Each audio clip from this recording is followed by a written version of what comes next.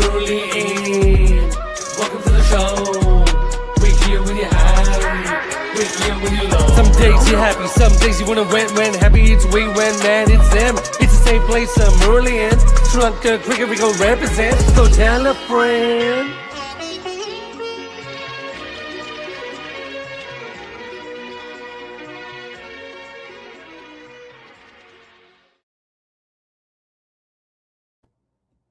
Dr. Lanka strikes again. Welcome to the Murali End. My name's Mark Machado. I'm joined by former Sri Lanka fielding coach Anton Rue and my cousin across the pond, Dominic Machado. Sri Lanka have lost to England in what turns out to be quite a disastrous performance. They lost by 51 runs in Pallekele. England made 146 for 9. Sri Lanka won 95 all out.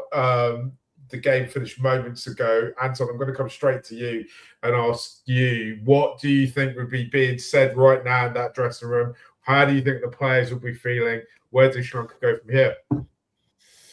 Yeah, of course. First feeling in the dressing would be there'd be a lot of silence, I would say. Sort of reflecting on what's just transpired in the last couple of hours. But again, I think this is a perfect opportunity to test Sri Lanka's key decision makers.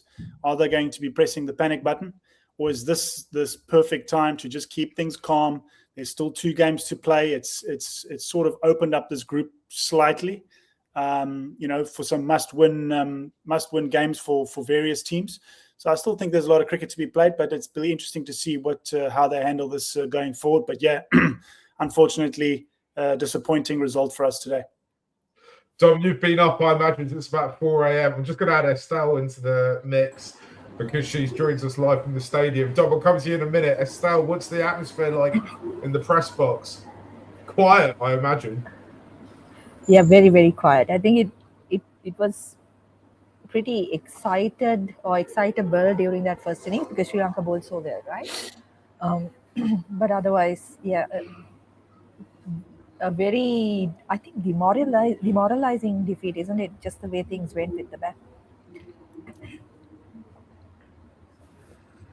Yeah, Dom, it just felt like at the innings break that game was there for the taking. I just felt that have to bat out the power play, not do anything too silly, losing 1 or 2, even 2 wickets in the power play. You think you're kind of all right, just kind of take each over as it comes. Don't take any risk. We should have been okay. Where did it all go wrong for us today, Dom? I don't know if I can provide an answer to where it went wrong. I think it was just a total team failure, right? You think what should be going on in the change room right between innings is this is here. All we have to do is bat sensibly, bat the overs, and we'll get there. The only way you can lose this game is by giving England early wickets, and that's exactly what they did. I think there was also some I want to kind of talk a little bit about Kamil Mishara here because Sangakkara was really hard on him for not being aggressive and showing intent. And I think that's a valid criticism, but I think it also shows the major problem that happens when you drop a player at his age after just a couple bad matches, because he was clearly playing for his spot. He said, okay, I'm going to get stuck in and get a score rather than playing his natural game. There were plenty of wide ones out there for him to hit. Will Jack's first over, he could have plopped the ball right over those fielders if he wanted to. But I think he was tense. He felt stressed after being dropped, and then he was plummeted into the squad here. So for me, obviously a lot of things went wrong, but you could see that the mentality that Sri Lanka were playing with was not to lose rather than trying to win the game. Yeah, I just don't know what to kind of to make it of the way we kind of came out to bat, because like the other, when you look at the way England put their innings together, you take out that Phil Salt knock, and they've basically done almost exactly what we've done, right? It's the difference is Phil Salt stuck about a bit, and none of our players were able to just stay at the crease, right? No, so I mean, we exchanged a few texts privately during the game. I wasn't convinced that the wicket was as good as what the commentators were saying. I think it's a lesson for everyone watching cricket. We know it in Test cricket is never judge a pitch by just watching one innings, right? So, and you could sort of sense it in Angie's way that he was commentating. He kept saying that, our spinners should be looking to turn the ball. He wasn't convinced of our way that we were trying to play the spin bowling when we were batting. So I think back in his mind, he sort of knew like this is not a very stroke conducive wicket. And I think, to be honest, I mean, you got Elle's there, she's right at the ground, but when a downpour like that happens the night before, the whole ground, the whole wicket is under the covers for a long period of time. I'm just not sure that you're going to. Well, I think it was here for everyone to see. It wasn't a standard Pallekele wicket, and so that, coupled with some bad shot making, coupled with some good bowling with from the English players, and that's the result that you have today. And I think Dom made a great point there about Camille. I've been singing his praises as well for the last couple of weeks. Unfortunately, he didn't have a good day in the field either. He had a poor throw that could have run out full salt when he was on 36. And that mistake cost us an extra 26 runs, small things like that. I don't think one throw that he had from the boundary was in the box. And what I say by that is just over the stumps nicely to the bowler or to the keeper. So I think, he's had a poor day. But is that, coming back to Dom's point, is that because of that? I think, in the side one day, out the side one day, back in the side again. Like, is that a culmination of feeling a little bit under the pump? I think it's a great point that Dom made. Yeah, Estelle, another day, Patim or Kissel stick about a little bit longer and get us over the line. We've had yet another, and there's a lot of comments coming in about this, yet another Sri Lanka loss, which has involved the top three not scoring runs. Like, where do you think this, how should we as Sri Lanka fans feel about this performance? How should we feel about our team going forward? Because I feel like over the last 5 days, we've felt like almost every emotion, right? So it's like the high of that win against Australia, the kind of like the Zimbabwe game was a bit, okay, we tried some things, we learned a lot of things, probably learned more than from that loss than we would have done from a win. And then we turn up today and it felt like, there were some issues with the fielding and, maybe the bowling didn't go 100% to what we wanted, but maybe around kind of, we got 9 wickets against quite a decent batting lineup, right? But the problem remains when there's pressure on us, our middle order and lower middle order is struggling to score runs. Yeah, I mean, and I think what's disappointing is like if you look at that bowling performance, yes, there were mistakes in the field, right? And as you said, it wasn't 100%. It wasn't a perfect bowling performance, but I thought like the plans they had and how they executed was really good, right? The Vellalage bowling in the power play, the way Chamira and Madhushanka were able to bowl those wide Yorkers and restrict the batters as much as possible. All those plans, I think they executed really well. But when you come to the batting, right, and we've been talking about this Pathum and Kusal dependency for months now, right? Nobody else is willing to or has been able to play a leading role in that batting lineup. And that is a massive concern, I think, because even if you look at the Zimbabwe game, once Pathum gets out, there is a bit of a slump, isn't it, in the scoring. And then that little like cameo from Vellalage takes them to a decent score.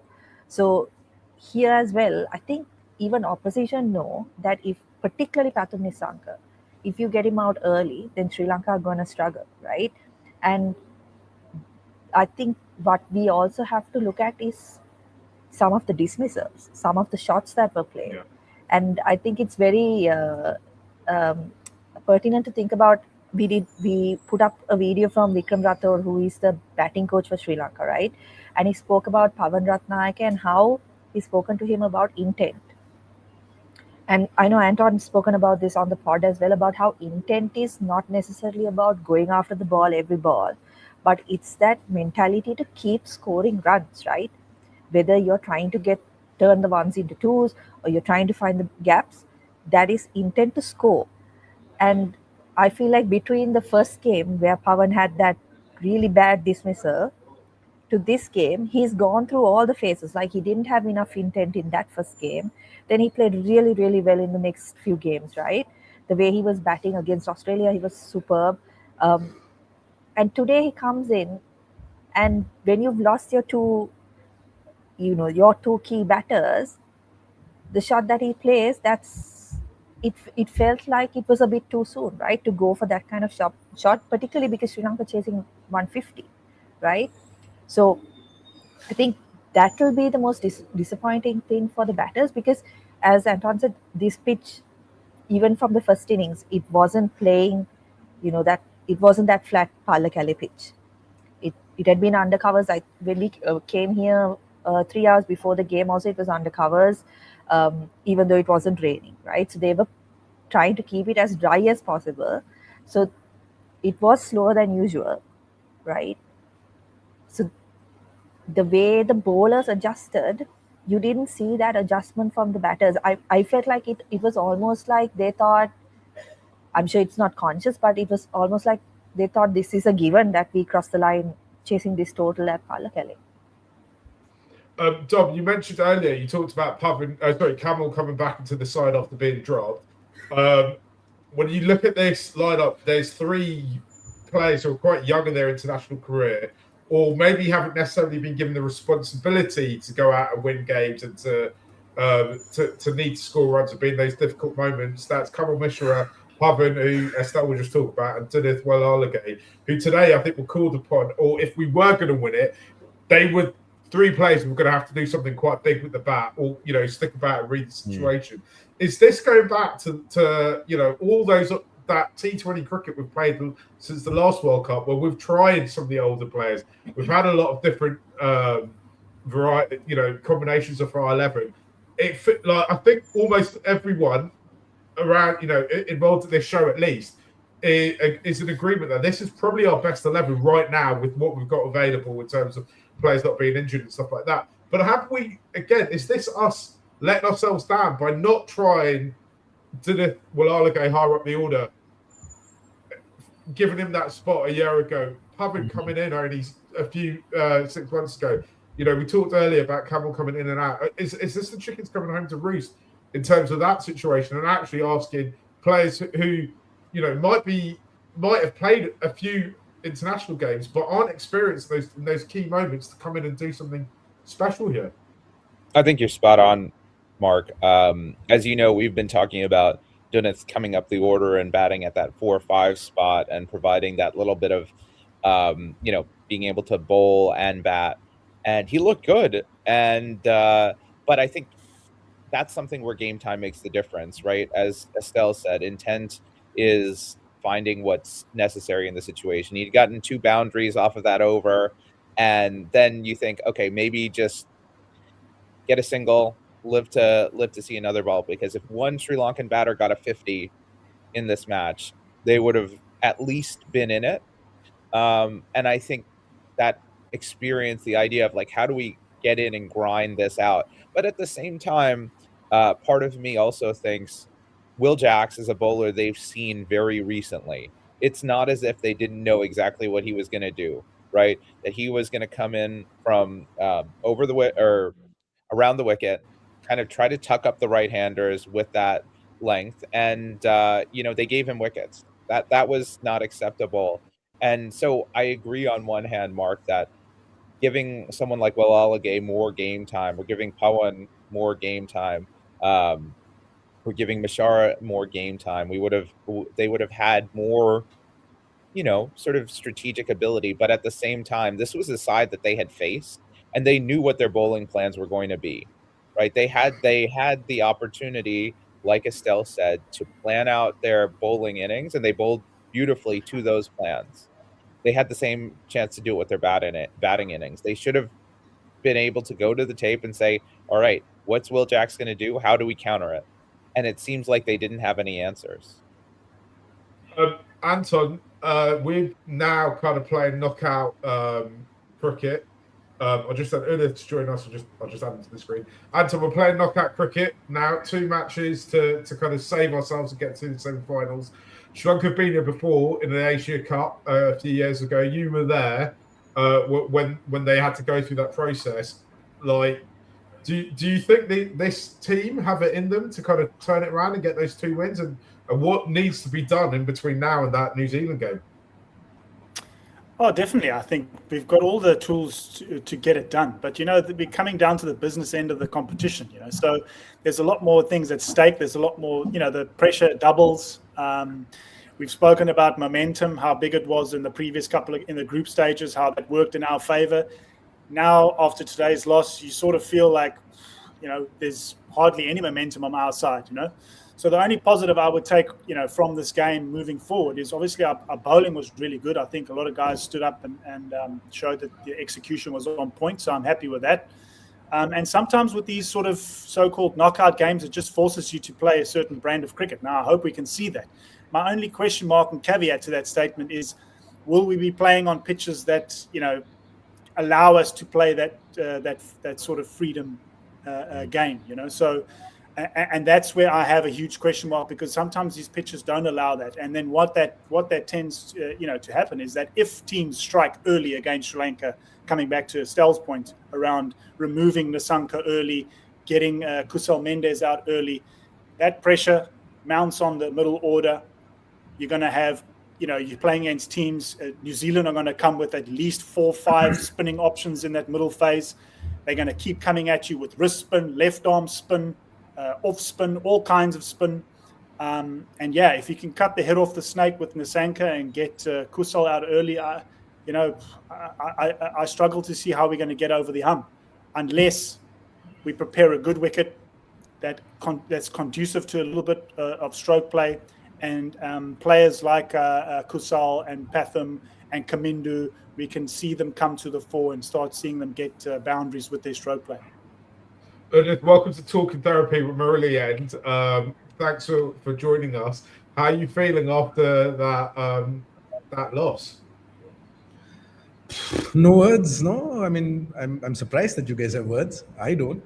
I was just lying on my live. I was just on the live. I just finished it a bit. I usually, once the match is over, I'm done. Bye, good night. But today I was just sitting there not saying anything. What hurts most in today's performance is the fact that we bowled well. Yeah. Right. We bowled well with this attack. Right. We don't have Matesha Patirana. We don't have Anidhu Hasaranga. And we still came out and we bowled well. We restricted them for, as Dasun Chanaka said as well, 20-25 runs lesser. And to go and perform like this, what is surprising is, I mean, if you look at our domestic cricket, we have a lot of turning wickets, spin wickets, and Sri Lankans are known to play spin well. And I think we've forgotten, we've gone brain frozen when it comes to spin bowling. And yes, we can have that kind of hope. The next game is New Zealand in Ketarama, and then we have Pakistan. But again, as Anton said, rightfully said, we are not going to get those wickets that the ball is going to come to the bat, right? It's going to be spinning wickets. And then even if we bowl well, are we going to be able to bat well against spin? And if you look at all the dismissals that we had today, no one really picked wickets. We gave our wickets. Right? They're two different things. Giving your wicket away and the bowlers actually picking your wicket is two different things. I felt we were very casual. 146, 147 was I think we thought, this is going to be a walk in the park. Let's just come and play some casual cricket. We'll get through this. And I think we made a mistake in pushing Dunit Vellalage up, right? Because Kamil Mishara is out of form. He's a newcomer into the side. Dunit Vellalage himself is a youngster coming new into the side. We should have had some experience moving up. And I think Kamil Mendes was the guy who was supposed to come there. And we messed that up as well.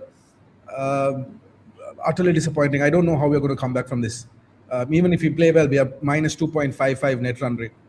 Right, and if we beat New Zealand and Pakistan, they still have 1 point extra because the match was washed out. And the weather is not great. 25th, it might rain in Colombo. If that happens, what are we going to do from there on? So I think this World Cup is gone unless something really, really miraculous happens and we get back up. The sad part for me out of the whole thing today is the fact that we can't play spin. And that's unfathomable that we can't play spin.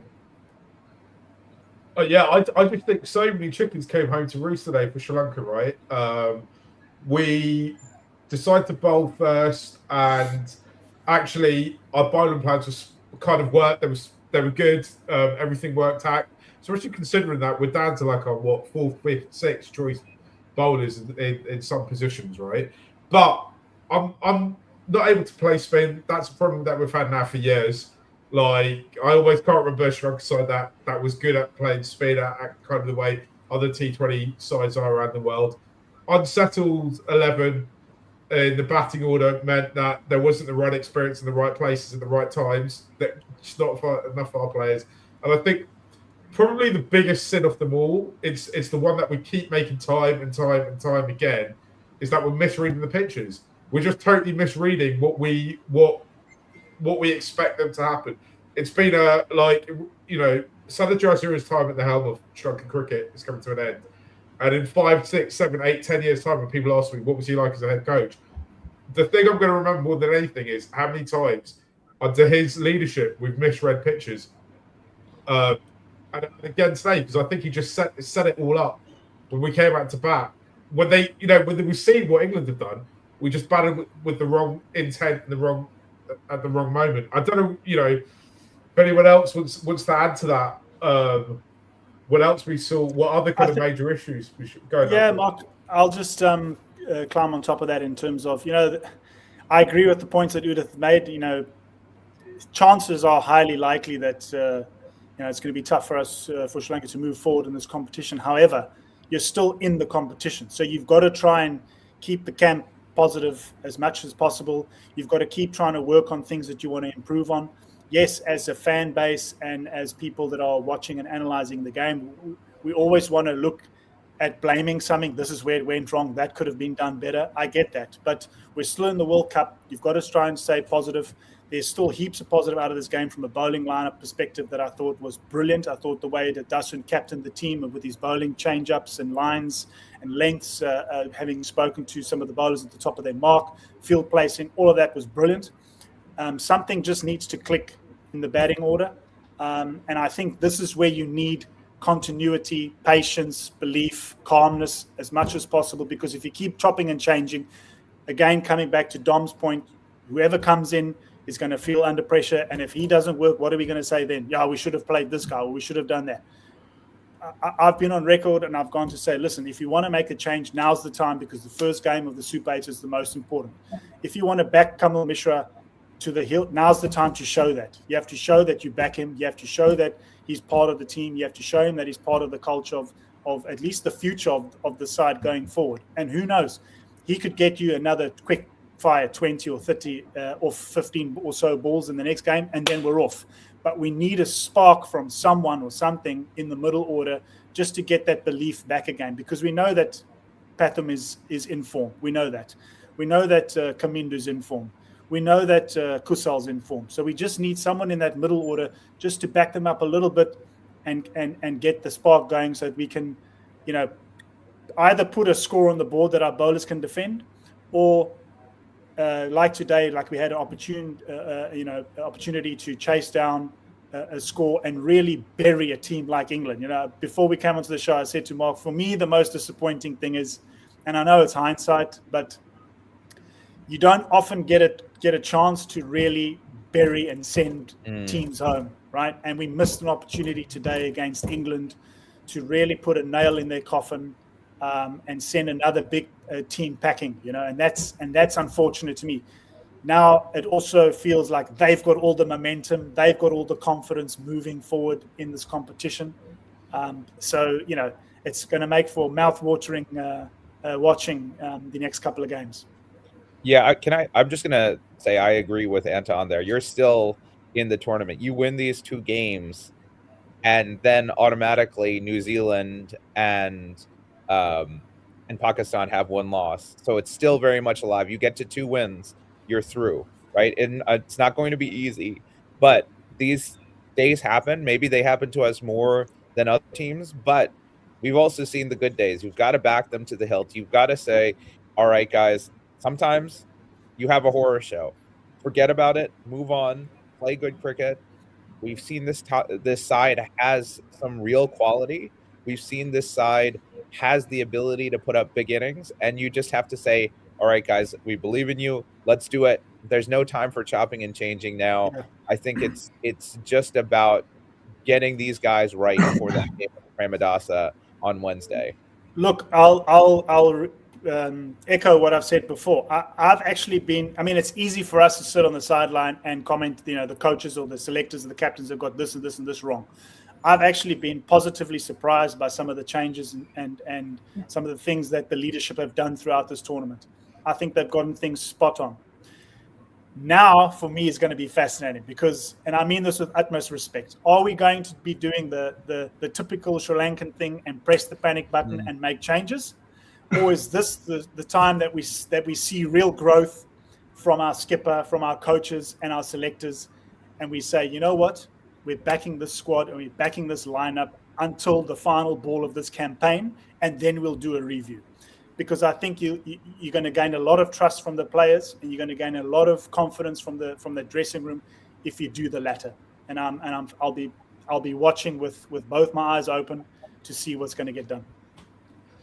Adding to what Anton just said, I mean, Darshan Shanaka's post-match, the presentation interview, he started off with saying, you know, there are a lot of positives that we can take out of this game.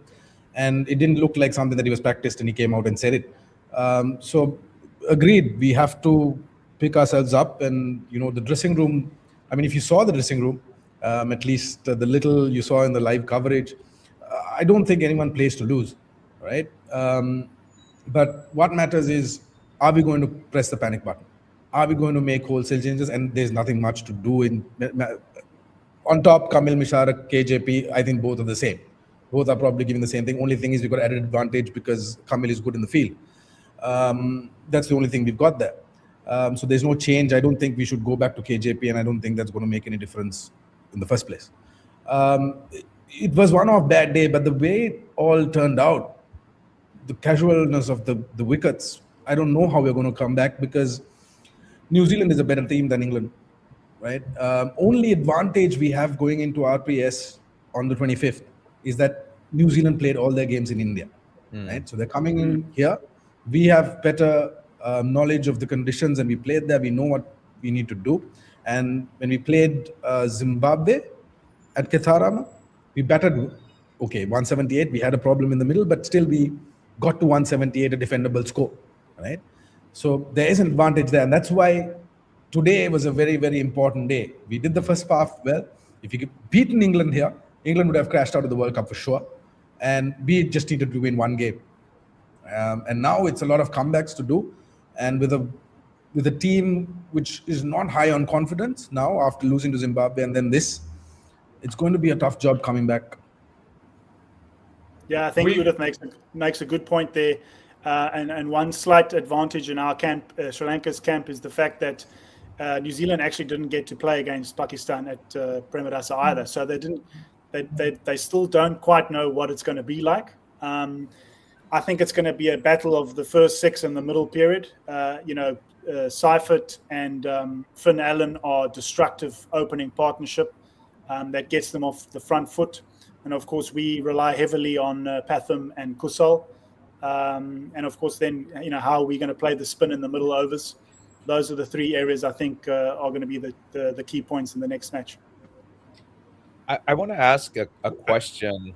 I'm curious what you guys think. So when someone like Will Jacks bowls, right, part-time spinner, against Nepal, I think his first over, they took him for 22 or something like that. They blasted him out of the attack. Do you think that, we're going to see, as Anton mentioned, a lot of that from New Zealand? We're going to see Glenn Phillips. We're going to see Rachin Ravindra. We're going to see all these part-time spinners. Do you think there's a bit of a mindset issue here with the way that Sri Lanka approach part-time spin? They say, okay, we don't want to lose wickets to this guy, so we're going to play him conservatively, and then end up trying to play shots that, that they either try to, then once they get wickets, they try to blast them out of the park. So do you think there is a mindset issue with facing the Will Jacks of the world, with facing, the Glenn Phillips of the world there? Dom, I think you asked a good question there, and the only way I can answer that is I love spin bowling. It's one of my passions to coach and to teach and learn and watch. And I don't know if you've noticed that Will Jacks, yes, people might say that he's a part-time spinner, but he bowls the same amount of overs for Mumbai Indians and all the franchises that he plays around the world. The one thing that he does extremely well is he puts a lot of overspin on the ball, and it's something that Sri Lankan spinners don't tend to do. I spoke in the previous episode that Mahesh actually has a beautiful normal off-spin, overspinning ball, which he's bowled a lot more today than what he normally does, which is a positive. But a lot of the time, so Will Jacks uses the overspinner coupled with his side spin that skids on. And if you do that from around the wickets, it's quite a nice way to tuck you up, but he can also slide one across your back. Now, I don't think a lot of Sri Lankan spinners actually have the ability to bowl good overspin. So that's number one. And then when they face it, how do they go about playing it, right? So what happens when you bowl heavy overspin on Sri Lankan wickets is, yes, you might not get as much turn, but the ball dips just before it gets to you, and it slows down, right? So your footwork that you use either to give yourself room or to get to or further away from the ball is extremely important. And coming back to Udith's point, if you look at the way we were trying to work the finger spinners, off a wrong length, it was just soft dismissals and the lack of knowledge of how to actually play those types of deliveries of the overspin. We're very good at facing balls that are driven into the pitch with side spin. One will turn, one won't. We're very good at playing it, and we're very good at bowling that. But we're not very good at bowling overspin, and coupled with that, we're not very good at playing guys who can bowl well overspin, if that answers your question. That makes a lot of sense. Guys, we're going to open up the studio, this stream. If you want to join us, I'll stick the link in the comment section. It's good for us as Sri Lanka fans to kind of get it out there. Don't let it sit in your body. Just come out and talk about it. Sri is joining us. Sri, thanks for joining us today, bro. What's your thoughts after that game? Well, Mark, thanks for having me. As you said, it's good to let it out as soon as possible, right? I think before the game, we probably gave I gave 10% chance to Sri Lanka based on the heads in front of us, right? So we had, even regardless of the conditions in front of us, England were favourites purely because of the quality of the spin attack, and they had Archer. But what's disappointing is the lack of intent and inability to think on your own feet under the game situation of these players, because I'm not sure whether this has to do with the messaging that comes from the think tank, that they shouldn't be thinking on their own feet, or it's just applying too much pressure on themselves. Because if you look at it, even on the field, I think we gave about 10-15 runs too much. Shamira coming around the wicket on conventional fields, when you have someone who can bowl 140 plus at the depth and can reverse the ball, and you have the lower order batting on the opposition, regardless of the dimensions of the ground, this clearly looked like a pre-game plan that was free-shunned on the field without any context or thought put into it. So that's the frustrating part. Inability to play spin has lasted us for a long time, even from the likes of Kumar Sangakkara.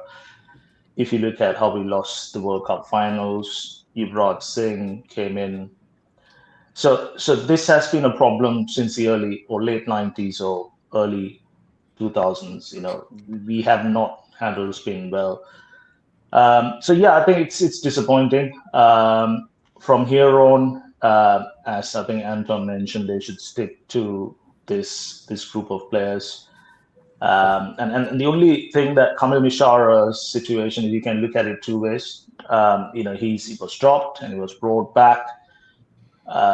You could think that he should have taken this as an opportunity to, just stand his place and play positively. Or he could have sat back and said, look, I'm going to play off the power play at even at 50% strike rate, because the game would have allowed for that today. So again, these players, the messaging, whether they're listening or they're confused, I think that's the main issue. And obviously, with Sanak's tenure coming to an end, hopefully we should see, players being allowed to express themselves, think on their own feet, and take ownership of their decisions, or go there with a clear role what they're going to do in front. So yeah, that's all. You heard my rant. Yeah, Sri, can I ask where you're joining us from? I just want to know what time you had to get up for the game. Well, funnily enough, I went out last night, so I did get up just in time, 15 minutes ahead. So this is a UK time, right, in the UK. So it's the perfect Sunday spoiled, and the week ahead looks pretty grim now. But yeah, do you know what? Though? I'm glad you went out last night and didn't have your whole weekend on this game, and it got ruined by Schmuck's performance. I'm glad you managed to salvage some of it. Anton and Dom, I don't know what your thoughts are on what Sri was points was making there. I'll just go first. I think, pre-planning for a game is important. We need to understand what we need to be doing, but we need to understand the conditions and play the game, right? It's game presence. What I felt today was we knew Adil Rashid had 4 overs, right? We knew the wicket was turning. It was not turning massively. It was a slow wicket. And we knew Adil Rashid is going to play a major part in this game. And that score of 140 is, it's not 180, 200. It's not 100, 120. So it's that kind of score right in the middle. And what our approach, I felt, was power play, ball is hard, get as much as possible in the first 6 overs to 8 overs, get as much as possible, reduce the deficit as much as possible, and then work Adil Rashid, and we'll get to the target. You can't be doing that always, right? You can have your pre-plans, you can have all of that, but when you come into the wicket, you need to understand the game. And that's what I felt what Pawan Ratnayaka did, what Dunit Velalage did, right? They were having that at the back of their mind, look, Adil Rashid is going to bowl 4 overs as well. And we need to get as much as possible before he comes into the attack. And that I feel with Sanat coming in, I feel we've stuck on plans a lot, right? We've not adapted on the ground. We've not adapted during the game. We've had that pre-planned plans on our head, and we've gone and tried to implement that. And that's not going to work in cricket. I don't know, Anton probably can give a better input on this because he's been there and done that. For me, that's what I felt. It's that the game presence is just missing. Look, I don't want to be controversial or anything like that, but what I will say is, I want you to be controversial, just so you get a reference. No. What I mean by that is a lot of the times I hear Australians and English players, even South African players, they talk about problem solving. Are the players being given the right to problem solve by themselves, or are they being told how to play and what to do from the sideline? And look, I can only speculate because I don't know Sinhala whatsoever. But in my time together with the team, it just feels a lot of the times that sometimes they get told what to do.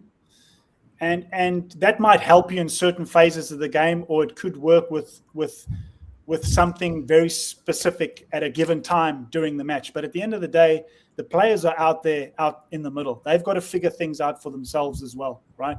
So I'm not saying it's not like that right now in the Sri Lankan dressing room. This is just my experience having been with them for 3 years, is that you need to create that space and that environment for them to figure out things themselves. And with that comes trust, with that comes safety and all that sort of stuff. So I don't know if that's the way that Sri Lanka do things. Maybe it should be moving forward. I'm not 100% sure. I can't give you those answers. But that would be my take on the whole thing. Are we giving these players the space and the time to problem solve themselves? Because that also creates sustainability and continuity and all these things, consistency, all these things that we preach and talk about and wish for, right? Otherwise, you keep bringing in a new coach. He's going to tell you what to do. That doesn't work. A new coach comes in. He keeps telling you what to do. That doesn't work. New coach comes in. You get dropped. You don't know what you did wrong. You don't know what you did right. And so the cycle keeps repeating itself, right? So I think I think it's pretty much clear for everyone to see that that's the modern way of going about things in a coaching perspective. And I would love to see that moving forward in Sri Lanka's case. Yeah, I think we. Oh, go ahead, Dom. Yeah, I was going to say, I think one thing that is worth thinking about too is this is the first time really we've had a major batting collapse in this tournament. Even though we lost the match against Zimbabwe, we batted pretty well. So I think one thing is that is going to happen, and I think being able to adjust and on the fly and think, okay, well, what does this require? So if you're thinking, you're Dunith or Kamindu, you got to come in and think, okay, how do we fight and claw and struggle to that 147, right? Because it was never out of reach, even at the end. If Dawson had hit that ball for 6 just a little bit further, there was a possibility that they could still win that game. So I think that ability to think on your feet, to say, okay, we're having trouble with this kind of bowler, but let's wait for Jamie Overton and cash in then. I think that's all part of part of it. I think there's a struggle too with knowing that 9, 10, 11 really do struggle with the bat. Like you're not, it's not like England where you're going to get maybe a couple 6s. You're not going to get very much. So I think there's also that mentality of, okay, how do I need to hold on to my wicket? Do I need to go? How do I play this? So I think that also plays in their head. But I think, again, consistency is the biggest positive thing that can happen for this squad, because the talent is there, the skills are there. We just got to give them a chance to execute. That England 11 today, I should point out, pretty much is about as close to batting all the way to 11 as you're ever going to get in kind of international cricket. Sri, I will let you go because I think you're having a few issues with your device. Thank you for joining us, though. Much appreciate your support. Kulanu, how's it going, bro? Were you up at 4 o'clock? Yes. On the East Coast. I was up at 4 o'clock. I mean, it doesn't really matter, right? Like the way that the team performs right now is not going to change the way I support the team. I support Sri Lanka cricket, so absolutely as well. So, but it's really disappointing, right? I agree with everything that you've said. I think the most disappointing thing for me is how quickly our fight sort of evaporates. I'm not really an expert on whether it's the reading of the conditions or the mental resilience. I'm thinking about it's both of a combination of two, I guess, like the game sort of awareness, but also sort of the fight.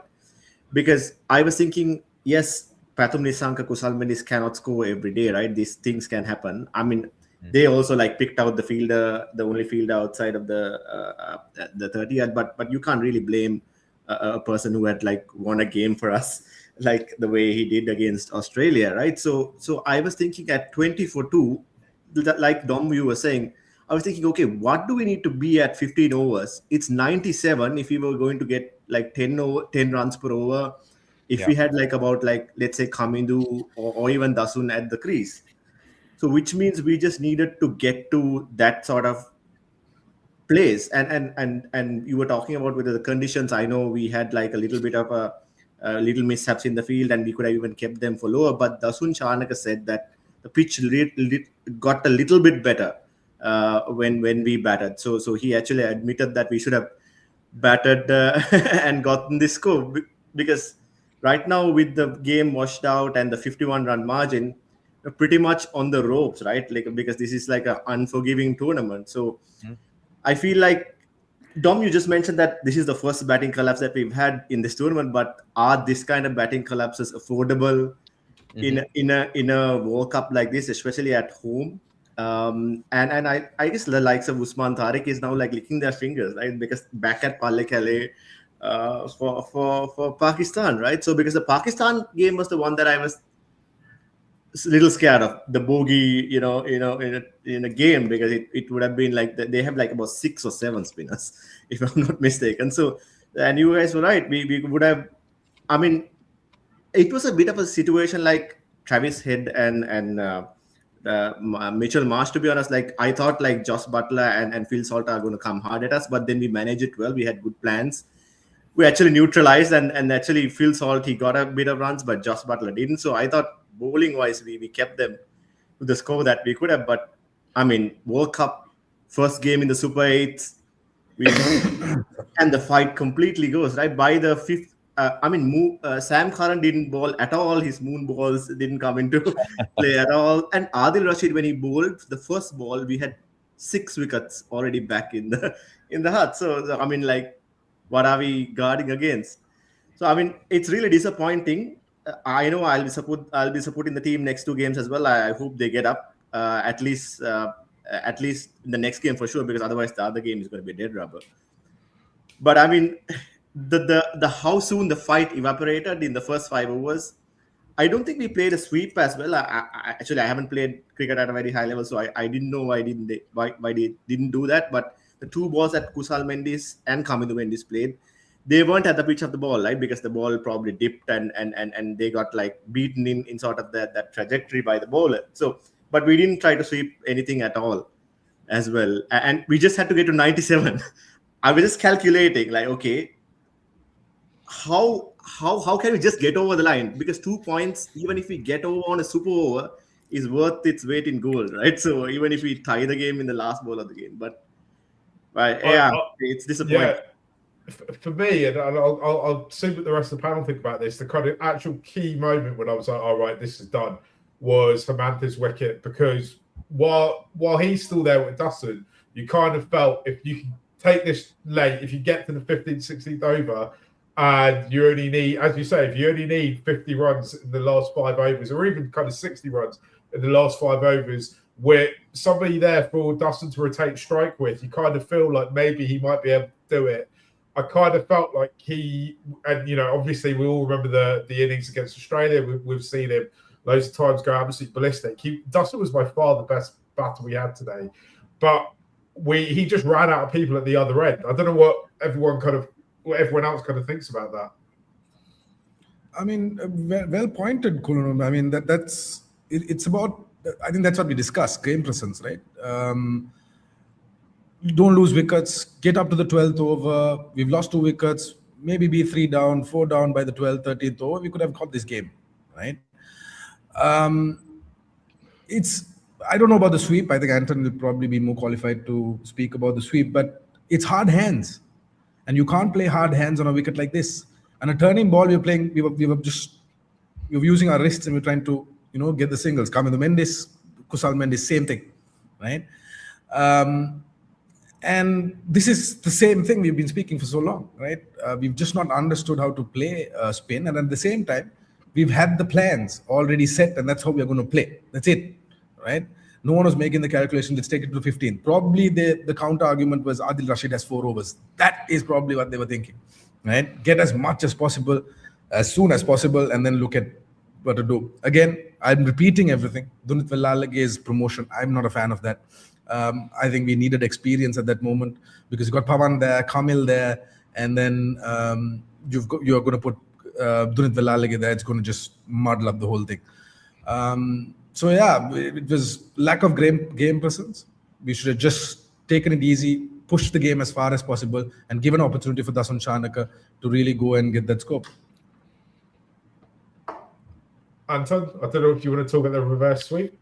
Yeah, so just on the sweep stuff, I think again, from teams who bowl, it's multi-layered for me. So I'll talk about the first one. Again, teams who bowl overspin.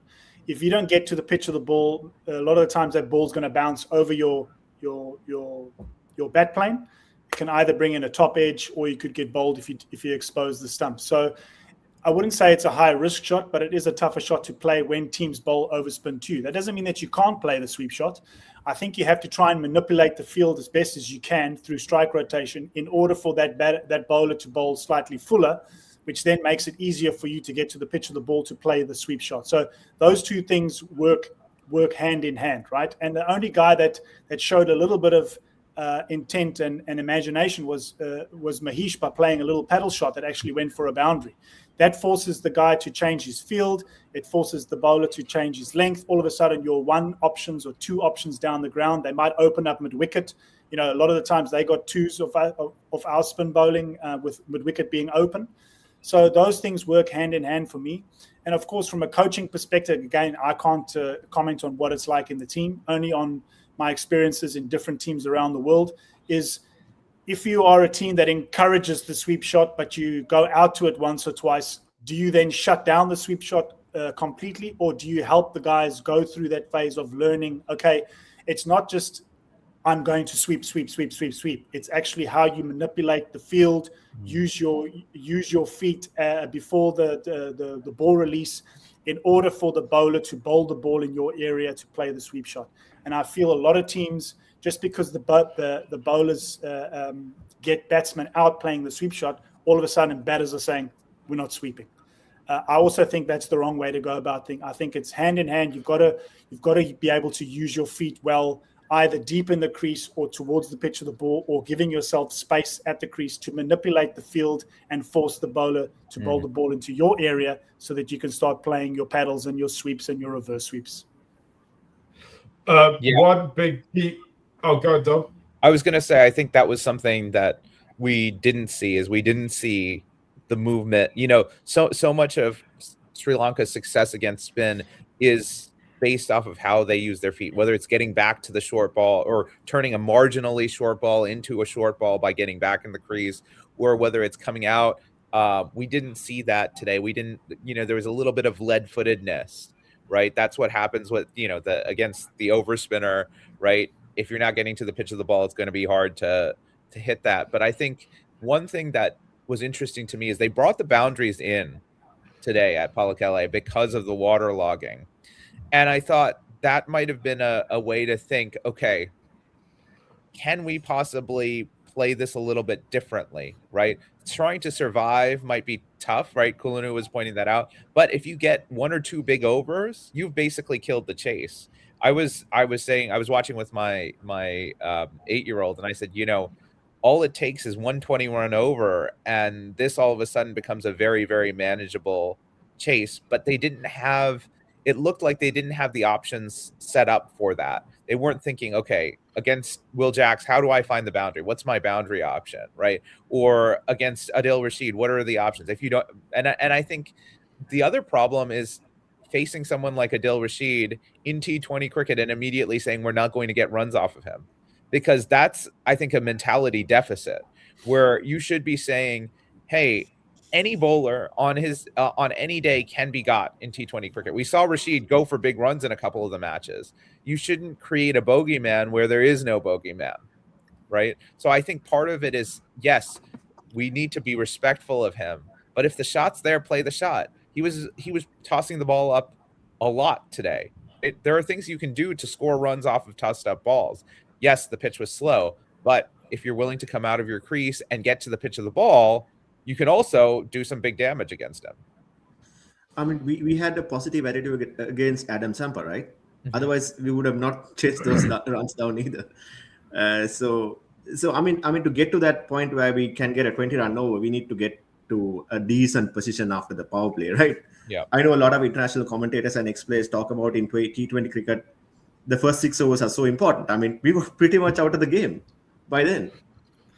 Yeah, on top of that, Kaluna, I was absolutely surprised. I mean, again, I'm not there. I can't get the sense it's myself having been at the ground. But there was only 2 batters who really made batting look reasonably easy or okay on that wicket. Like all the other guys were trying to play shots. They were either miscuing them, getting caught in the fence, or getting done by the lack of pace on the ball. I don't think the wicket was that easy at all today. So that, compared to both teams not summing up conditions properly and just figuring out a way to drag the game as deep as possible to the 15th, 16th, 17th over and then make a play towards the end, I think that's where the question mark lies for me from a batting perspective. I just want to bring this comment up. Hey guys, serious question. How can I take these losses less seriously? Lol, if they lose like this, I feel like my entire day has been ruined. I want you to spare thought for myself because I've got to go watch Liverpool once this is over, and no doubt Nottingham Forest going to ruin it. And also spare thought for Anton as well. Not only has he got to watch Liverpool because he's a Liverpool fan as well, because he's a good guy, also South Africa, his side, are playing India at the moment. So like, there's a lot that could go wrong for you sporting-wise today, Anton? I assume you support South Africa. I don't know. I've never actually. Hey, look, I mean, one thing about being a supporter is you've got to be with your team with the highs and the lows, right? You've got to ride that wave, boy. So this is sport. This is part of why we love it. This is why we love tournament play. Things can happen at any given moment. The only thing I could say, from speaking as a fan, is that you want to see growth. You want to see people learning on the spot and improving. That's what you want to see, right? And if that's not the case, then you have every right to be frustrated with the team or with a few certain things. But as far as wins and losses is concerned, I don't have any answers there for you apart from ride the wave, boy, ride the wave. The one thing you can absolutely guarantee, right, and it might not be the next week, but absolutely definitely there's way too much talent in Sri Lanka and in Sri Lankan cricket for Sri Lanka not to rise again and to become a top team again. Sorry, Sanuda's trolling me about Liverpool. Just one bit of housekeeping. After the Zimbabwe game, I said we'd do a Murali End episode after the women's fixture with the West Indies, but I cannot find the place to watch it. I couldn't even find a live stream online. If anyone can see a live stream to watch those fixtures, can you please send them to me or one of the Murali End accounts and try and watch it? It's obviously impossible to do one of these types of shows if all we can see is a scorecard. I believe they're not being shown in Sri Lanka as well. I assume they must be being shown somewhere in the Caribbean. Like, I don't really understand they could have two professional international full member teams playing ODI series and they not be some cameras there that people can watch. If anyone has access to it or whatever, or sees where they are, then please send them over. Guys, I don't know if we want to kind of round up with some kind of final thoughts ahead of what is the do or die moment for our boys, isn't it? I don't know what your kind of thoughts are. I guess. Sorry, go ahead. No, you go. No, I guess it's again a test for how they show up, right? I mean, it's not even for the fans, but for themselves. Like, do you want to progress in this World Cup as players? Do you want to take responsibility? How do you come back, right? So, I mean, it's going to be tricky. I also agree that panic button shouldn't be the one that should be pushed at all. I don't know about wholesale changes or strategic sort of different directions or changes in combination. And our limited options in the squad anyway sort of constrains that. Not like we have a lot of options that are versatile or informed in the 15 either, given our injuries as well. So it's a bit of a back and forth between the two venues, between Kandy and Colombo. So that's what we need to sort of quickly adapt to. Weather is something we can't control. So I guess now, just wait and see. Because this was the big moment, right? First game, England not necessarily doing well in the first round. They got a little bit, they scraped through, I would say. And so this was the moment, but it's gone now. So it's time to see whether we can come back. If we can't, then obviously we don't deserve to progress.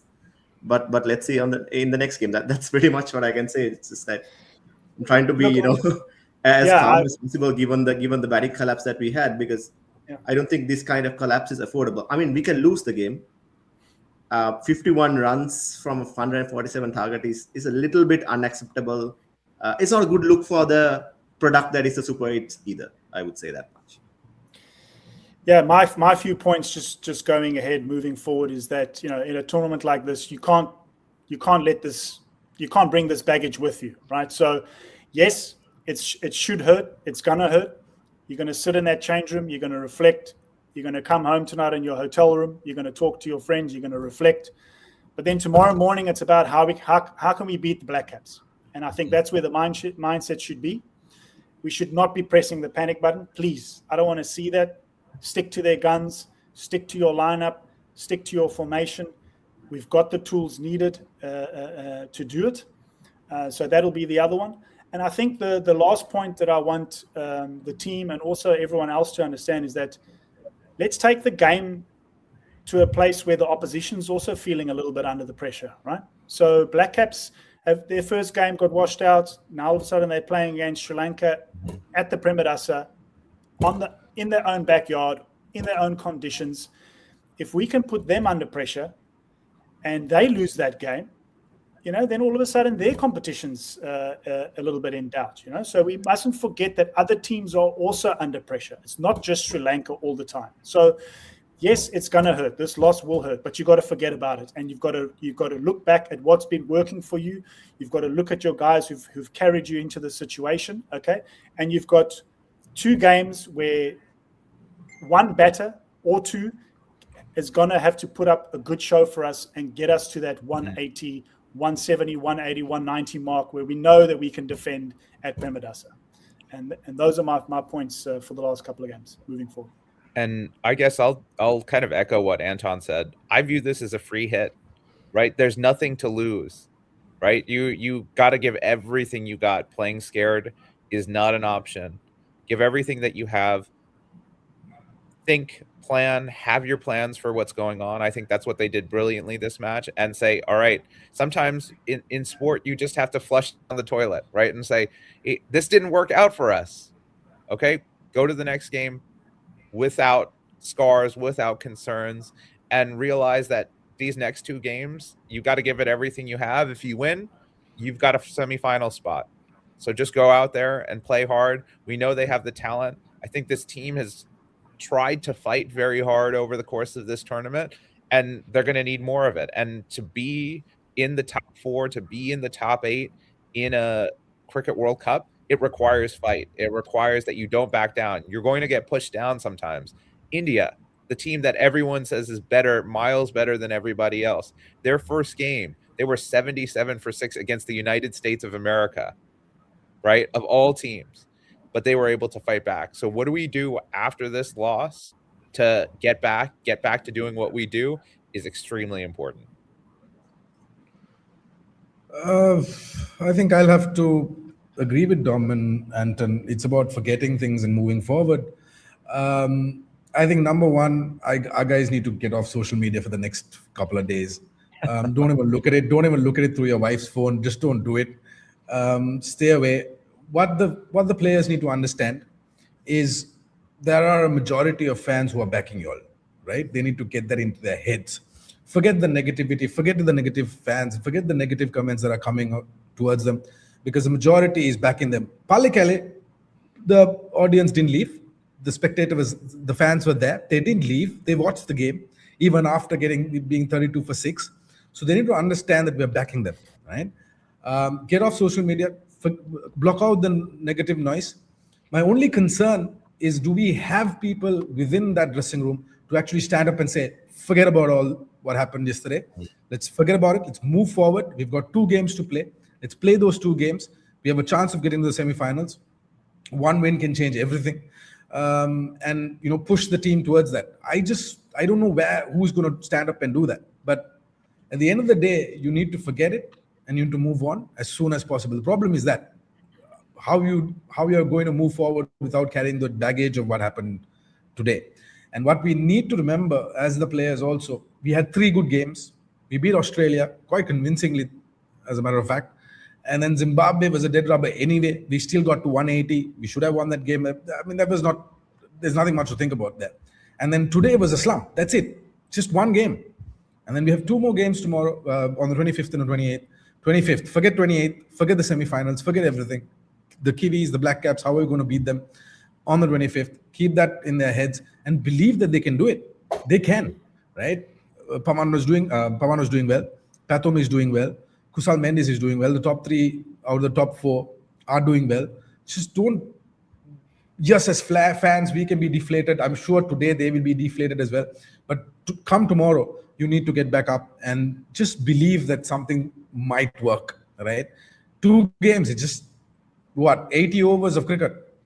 It's just 80 overs of cricket. That's 1 day of test cricket that you have to keep in your mind and go at it, put the kitchen sink there and go and win the game, and who knows what will happen from there. Yeah, I think you guys have all summed it up really well. I mean, we knew it was never going to be easy. Backs against the wall, but that's what happens to Sri Lanka and Sri Lankans, right? We always expect something to go wrong. It's going wrong today. It's just got to bounce back for it. Keep believing, and it's not over till it's over, right? Guys, we leave it there today. For today, we'll be back after the game on Wednesday. Obviously, Sri Lanka women are playing the West Indies women as we speak. I'm going to try something suggested, change my VPN to Jamaica and watch it on one of the streams on YouTube. I'm going to try and do that while I also watch Nottingham Forest versus Liverpool. If you haven't done so already, I mean, we've been going for 1 hour, 5 minutes. If you haven't hit subscribe, I don't know what more we can do or say. Please kind of help us grow the channel. And we'll, as I said, we'll be back on Wednesday. See you all then. Thanks a lot for joining us. Bye. Thank you. It's the Murali End, you're in the place to be. Analyze the players and the team. Keep a great company in the stream.